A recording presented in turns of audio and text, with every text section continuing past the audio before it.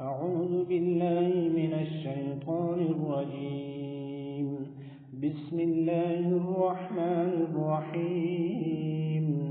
لقد سمع الله قول الذين قالوا إن الله فقير ونحن أغنياء سنكتب ما قالوا وقتلهم الأنبياء بغير حق ونقول ذوقوا عذاب الحريق ذلك بما قدمت أيديكم وأن الله ليس بظلام للعبيد.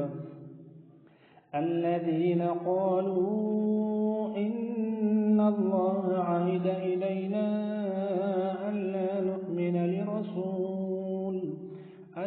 نؤمن لرسول حتى يأتينا بقربان تأكله النار قل قد جاءكم رسل من قبلي بالبينات وبالذي قلتم فلم قتلتموهم إن كنتم صادقين.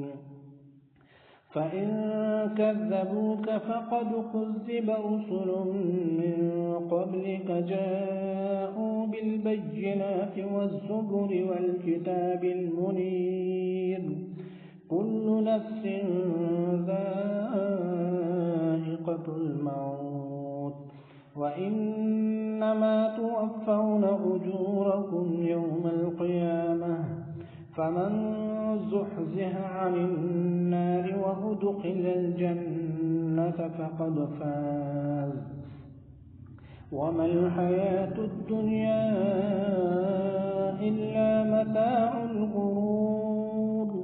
لتبلون في أموالكم وأنفسكم ولتسمعن من الذين أوتوا الكتاب من قبلكم ومن الذين أشركوا أذى كثيرا وإن تصبروا وتتقوا فإن ذلك من عزم الأمور.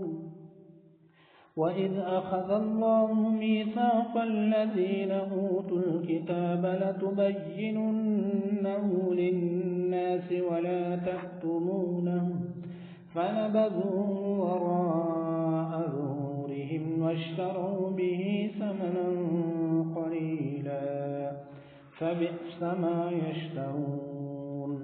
لا تحسبن الذين يفرحون بما أتوا ويحبون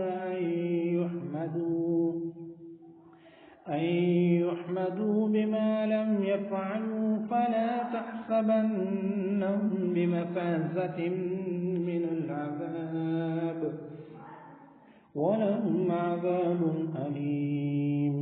ولله ملك السماوات والأرض والله على كل شيء قدير.